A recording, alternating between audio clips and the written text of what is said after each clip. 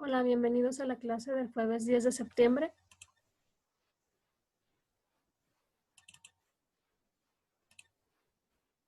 El tema que vamos a tratar para este día es el siguiente.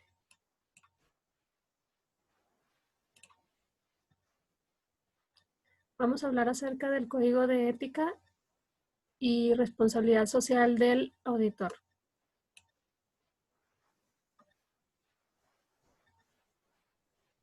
Bueno, como introducción tenemos que uno de los aspectos más relevantes en el desarrollo profesional es la ética, ya que es determinante para el individuo y el medio que lo rodea. De ella va a depender la claridad y la transparencia de las acciones que de una u otra forma se van a traducir en hechos. ¿Qué entendemos por esto? Que muchas veces pensamos que ya como personas por default tenemos ahí la ética ya, ¿no? De acuerdo a los valores con los que crecimos, de acuerdo a nuestras costumbres, de acuerdo a cómo nos educaron en el transcurso pues, de nuestro desarrollo como seres humanos.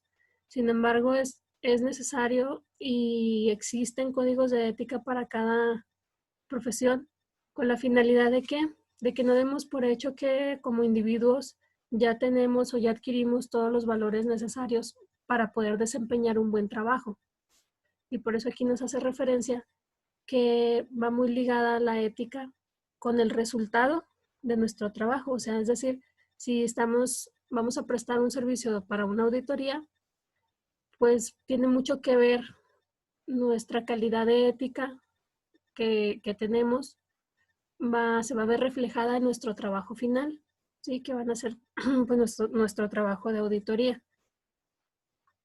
También la ética es entendida como un conjunto de normas que ordenan e imprimen sentido a los valores y principios de conducta de una persona, tales como son el compromiso, honestidad, lealtad, franqueza, integridad, respeto por los demás y sentido de responsabilidad. Esto constituye uno de los pilares de las normas de actuación de cualquier organización, sin importar su actividad y entorno. Entonces, la ética va a estar conformada con una serie de normas o principios y que estas normas se establecen con la finalidad de regular la conducta de una persona. ¿Sí? Y valores como compromiso, honestidad, lealtad, pues van a ser aquellos principios por los que todo ser humano debería de regirse, pero como les comento, o sea, hay muchas situaciones o circunstancias que pueden llegar a provocar que la persona o el profesionista no sepa cómo actuar. Entonces es necesario saber y conocer que existe un código de ética para cada profesión, que en caso de que tengamos alguna duda de cómo actuar ante determinada situación, pues lo podamos consultar. Y también pues cualquier organización, aquí no va a importar si es una empresa lucrativa o es una organización sin fines de lucro, cualquier organización, su pilar siempre va a ser actuar de acuerdo y apegados a la ética. Bueno, también desde un punto de vista organizacional, la ética puede definirse como el conjunto de principios morales y normas que van a orientar el comportamiento en el mundo de los negocios. Es decir, en la lámina anterior veíamos más los valores y la conducta de una persona en lo individual. Sin embargo, también las organizaciones definen su ética como el conjunto de principios morales y normas que los van a orientar eh, y van a normar el comportamiento en el ambiente en que la empresa se desenvuelve. Estos principios y normas forman parte de los códigos de ética o conducta que los colegios de profesionales e instituciones preparan, a los cuales se tiene acceso durante el periodo de formación académica y posteriormente en el transcurso de la vida profesional. Es decir, aquí es conocer que cada rama de cada profesión pues tiene su colegio. Por ejemplo, existe la barra de abogados, el colegio de contadores, ¿sí? Y así para cada una de las profesiones. Ahí prácticamente no, si nos afiliamos, por ejemplo, ustedes al colegio de administradores o de auditores, pues ahí no nos van a decir cómo nos tenemos que comportar. Se supone que desde que estamos tomando desde que estamos en la carrera, que estamos aprendiendo, en todo el transcurso de la carrera, pues vamos a aprender esos principios, incluso, no sé, por ahí si vayan a llevar alguna clase específicamente de código de ética, y aquí es donde se nos muestra, o durante la carrera es donde aprendemos que existe un código de ética, que existen normas y principios a los que debemos apegarnos para desarrollar nuestro trabajo. Y ya pues posteriormente, si nos quisiéramos afiliar a un colegio, pues ya sería en el momento en que estuviéramos por finalizar la carrera o ya cuando se titule.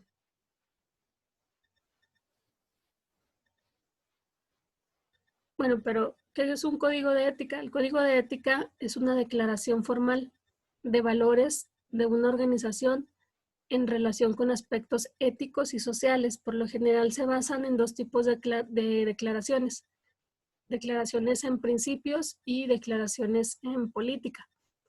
Bueno, este código de ética es una manifestación, una declaración que va relacionado mucho a cómo el profesionista qué comportamiento debe de tener, qué comportamiento debe de tener tanto en sus principios personales como en cómo se desenvuelve en la sociedad, ¿sí?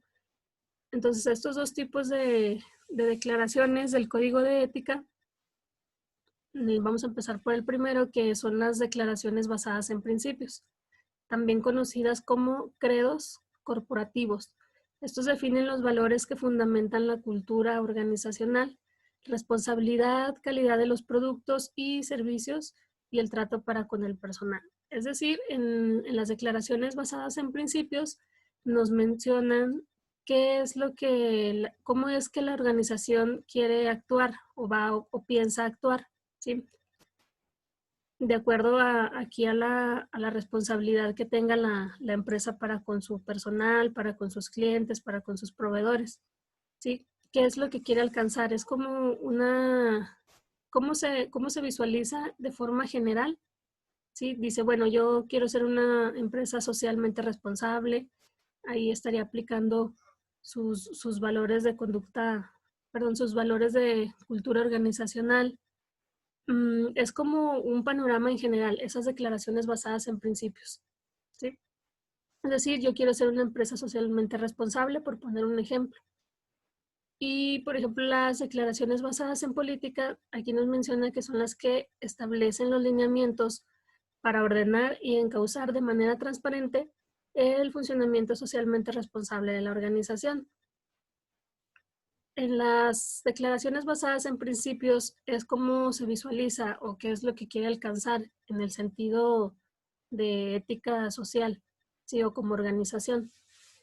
Eh, Como en el ejemplo que les ponía, su declaración basada en principios sería, bueno, visualizo mi empresa como una empresa socialmente responsable, ¿verdad? Que cuide el ambiente, por encauzarlo de esa forma.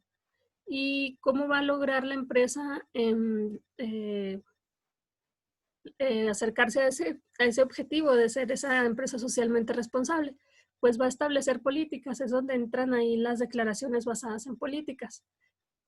Es decir, pues bueno, quiero ser una empresa socialmente responsable que cuida el medio ambiente, entonces voy a declarar políticas para lograr ser esa empresa socialmente responsable que cuida el medio ambiente, ¿sí? ¿Cómo lo puede hacer? Pues bueno, puede establecer empezar dentro de la organización a poner a lo mejor a clasificar la basura, ¿verdad? Como orgánica e inorgánica. Entonces, las declaraciones basadas en política son como las establecen para decir, bueno, de esta forma le voy a hacer, estos son los pasos que voy a seguir o que tengo que respetar, o estos lineamientos los tengo que llevar a cabo para lograr mi declaración basada en principio.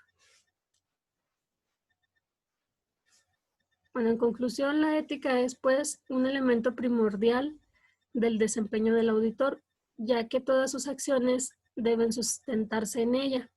Si bien el efecto y credibilidad de su trabajo depende de la precisión y calidad de sus resultados, invariablemente tendrá que avalarlo con una conducta ética. Por decir, una organización puede contratar un auditor muy bueno, que tenga muy buenas referencias y que tenga pues el historial de que genera buenos resultados, de que realiza un trabajo impecable. Pero no debemos únicamente basarnos en eso, sino que también debemos valorar qué calidad profesional en cuanto a ética posee ese auditor. Es decir, sí tiene, a lo mejor sí genera buenos resultados, pero tenemos que enfocarnos en cómo logra esos resultados, probablemente pensando pues en un extremo, que esa persona pues no le gusta trabajar en equipo, o que sea una persona negativa, o que sea una persona que reprenda mucho a su grupo de trabajo, que sea muy estresado, que sea muy perfeccionista, o sea, sí, y sin embargo, pues esas conductas no son buenas, aunque su resultado o aunque él genera buenos resultados en su trabajo de auditoría, en las empresas que ha hecho ese trabajo, pero ¿a base de qué, verdad? A base de presionar demasiado a su grupo de trabajo, en base a lo mejor a no respetar algunos lineamientos que le marca la organización, ¿sí? Entonces debemos de cuidar esa parte. No nada más fijarnos en que ese auditor genera buenos resultados, sino ver qué hay detrás de ese trabajo también que nos está presentando. ¿Para qué? Pues porque si la organización tiene su código de ética organizacional establecido, pues no puede verse empañado este código de ética organizacional por el trabajo del auditor. ¿Sí? Tiene que haber como un equilibrio entre el código de ética organizacional con el código de ética del auditor.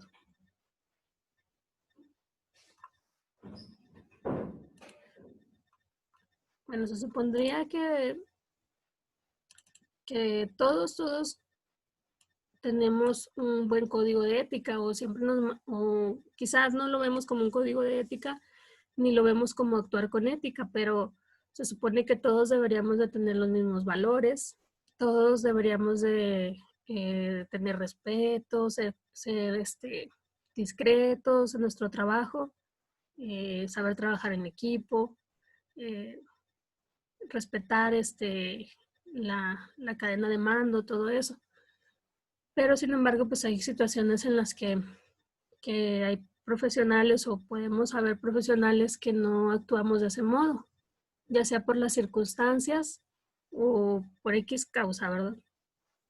Bueno, en este documento les voy a mostrar que el código de ética de los licenciados en administración también se destina por ahí un espacio para incluir declaraciones en materia de auditoría administrativa, y las cuales por lo general se denominan normas generales de auditoría, y cuyo contenido en términos generales lo vamos a ver en estos puntos. Es decir, su código de ética de licenciados en administración, como el campo de acción de un administrador puede ser aplicado a la auditoría administrativa, pues este código de ética de ustedes, de los licenciados en administración, marca en caso de que ustedes vayan a ejercer ya cuando se gradúen como auditores administrativos, marca ciertos lineamientos que ustedes que deben de cubrir, como que su perfil debe de cumplir con estos requisitos, digámoslo así. En el primero, en el inciso A, tenemos tener independencia de criterio. Esto es que el profesional no debe estar limitado por influencias internas o externas o de cualquier otra índole. Si vemos estos puntos, vamos a notar que son muy lógicos, ¿verdad? Pero sin embargo, pues existen y se regula por medio del código de ética, porque puede haber, o como les comento, podemos haber profesionistas que por ahí en algún punto pues nos perdamos un poquito Y la finalidad de que exista un código de ética, pues es encauzarnos de nuevo para pues, prestar el mejor servicio posible pues, a la sociedad, ¿sí? Entonces, en este primer punto debemos de tener independencia de criterio. ¿Qué quiere decir? No debemos de dejarnos influenciar ni por situaciones externas ni internas, y nadie, ninguna persona a quien nosotros le prestemos nuestro trabajo, nuestro servicio, debe de influir en nosotros. Nosotros debemos de ser independientes 100% en el trabajo que estamos desarrollando. En el inciso B nos dice poseer una adecuada formación y capacidad profesionales para aplicar las técnicas requeridas en la auditoría. Sí, si tú licenciado en administración, te estás yendo tu campo de acción va a ser la auditoría administrativa, pues debes de avalar que tienes una formación y que tienes capacidades para desempeñar un trabajo de auditoría administrativa. En el inciso C, mantenerse actualizado en los conocimientos inherentes al desarrollo y la aplicación de la auditoría. Pues va muy relacionado con el inciso B. Si ya durante la carrera llevaste una preparación o en la práctica estás en un despacho de auditoría, sin embargo no basta con eso, ¿verdad? Hay que mantenerse actualizado. ¿Para qué? Pues para poder estar en posición de ofrecer un buen servicio a las empresas o organizaciones que así lo requieran. El inciso D es tener el debido cuidado y diligencia profesional al efectuar auditorías y elaborar los informes correspondientes.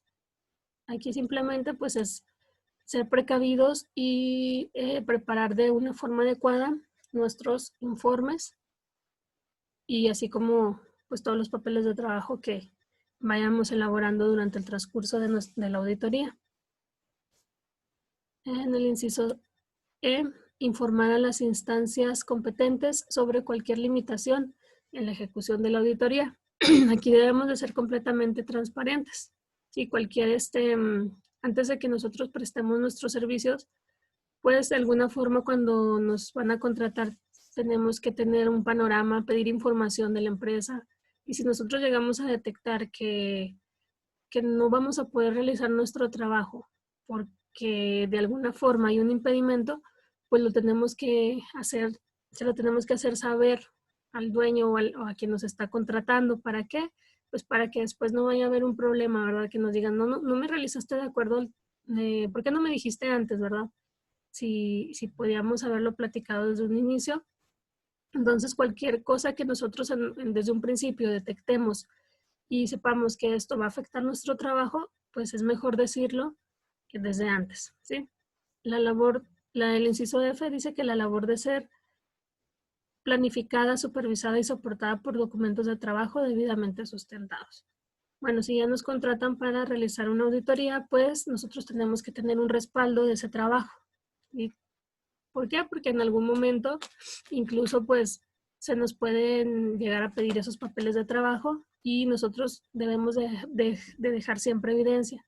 Otro de los principios primordiales para un auditor es dejar evidencia. Siempre, siempre, de cualquier cosa que se haga, se tiene que dejar plasmado en papel, en un papel de trabajo, lo que se está revisando, el análisis que se está haciendo. Por ejemplo, dijimos que la auditoría se basa mucho en la observación. Entonces, bueno, pues sí, pero ¿cómo plasmo esa observación? Pues por medio de cuestionarios, ¿sí? O por medio de notas, que todo documento que nosotros vayamos utilizando en el transcurso de nuestro trabajo es evidencia, ¿sí? Y siempre debe de estar resguardada, porque en algún momento, primeramente va a ser prueba de que estamos trabajando, de que estamos realizando el trabajo para el que fuimos contratados. Posteriormente, pues algún departamento de la empresa o incluso la gerencia de la empresa nos puede llegar a pedir esa documentación, ¿sí? O si ellos necesitan una segunda opinión de algún otro auditor, pues pudiera ser también que por ahí nos pida alguna documentación. En el inciso G debemos de obtener evidencia suficiente, competente y relevante que permita contar con una base sólida y razonable para emitir opiniones. Es decir, esa documentación que yo fui recopilando sobre el trabajo realizado, pues la tengo que, como les comentaba, resguardar. ¿Y por qué? Porque esa evidencia va a servir pues para poder emitir una opinión, ¿sí? En base a lo que yo observé, en base a la documentación y a la información que recabé, es como yo voy a, de ahí voy a partir para poder elaborar mi informe final, que en ese informe final, pues yo, es como que mi resumen de todo ese trabajo que yo desarrollé, y ese informe final se le presenta a la gerencia y son esas recomendaciones que nosotros le vamos a hacer de acuerdo a las observaciones que vimos ahí en nuestra auditoría. En el inciso H dice mantenerse alerta a situaciones, mantenerse alerta a situaciones que impliquen un posible fraude, abuso u otros actos ilícitos. No, aquí es no hacernos de la vista gorda, ¿verdad? Si durante nuestra evaluación o durante la práctica de la auditoría de nuestra revisión, pues vamos a tener que estar atentos, ser muy observadores y no pasar por alto cualquier conducta pues atípica, cualquier conducta que nosotros consideremos que no es buena. Tenemos que tenemos que manifestárselo pues sí, a la gerencia o a la persona con la que estamos teniendo el trato, ¿sí? Eso también forma parte de la ética. Pues hacer de cuenta que no vi nada. Si yo llego a tener esa conducta, veo que algo no está bien y hago de cuenta que no pasó nada, pues yo ahí estoy quebrantando el código de ética profesional. El inciso I dice que los informes se deben elaborar por escrito y ser revisados en borrador por las personas auditadas y por los funcionarios que solicitaron la auditoría, ¿sí? Por eso la importancia de lo que vimos en incisos anteriores, de guardar evidencia de nuestro trabajo. Y pues antes de apresurarnos a entregar un informe final, si ya tenemos algo preliminar, ya se realizó todo el proceso de la evaluación, de la auditoría, pues vamos a hacer borradores de ese informe final para pues todos darle el visto bueno y estar en el mismo canal todos. En el inciso J dice que los informes deben ser imparciales, objetivos, oportunos y presentados de manera puntual, ¿sí? O sea, creo que está muy lógico. Ser imparciales, pues que tenemos que dejar evidencia de las cosas como son, como sucedieron, como las observamos, como las analizamos, ¿sí? Y oportunos y puntuales, pues por lo regular se establece un periodo de tiempo en el que se va a realizar la revisión, entonces tenemos que respetar esos tiempos. En el inciso K dice que los informes deben presentar los datos en forma veraz, exacta y razonable y describir los hallazgos de manera convincente, clara, sencilla, concisa y completa. Bueno, por ahí en una clase veíamos que como auditores pues se realiza el trabajo de la evaluación, de la revisión que se está haciendo. Y mencionábamos por ahí que deben de ser entendibles estos informes. ¿Por qué? Pues porque nosotros como auditores podemos manejar un vocabulario muy técnico, ¿verdad? Que nosotros sí comprendemos. Pero los resultados de la auditoría o este informe va dirigido quizá a personas que no manejan el mismo vocabulario que nosotros. Entonces debemos de preparar todos estos datos de una forma que sea entendible para cualquier nivel de personas, ¿verdad? Porque pues vamos a informar. La gerencia es quien va a tomar las decisiones y quien las va a ejecutar pues son niveles de mando más bajo. Entonces, para ellos debe de quedar muy claro lo que hay que hacer y sobre todo pues los resultados que se obtuvieron. Así que sean comprensibles para cualquier persona nuestros informes. En el inciso L dice que los informes deben incluir una mención especial sobre los logros obtenidos, destacando las fortalezas y debilidades. Bueno, dentro de este informe, que ya luego posteriormente vamos a elaborarlo, ustedes se van a dar cuenta de que ahí se va a presentar lo que se revisó, pero no vamos a decir, bueno, se revisó esta área de recursos humanos y todo está mal, ¿no? O sea, nosotros debemos de ser concretos y decir, ¿sabes qué? Revisé esto, esto y esto. Tú sí tienes procesos buenos, pero se te está yendo por aquí esta parte, ¿sí? No ser así tan pesimistas en el informe de decir, no, todo está mal, ¿no? Sino que tenemos que destacar que realmente las empresas si siguen en funcionamiento es porque si están, en algunas partes de sus procesos sí están bien, o a lo mejor en todo está bien, pero pues pueden mejorar, ¿sí?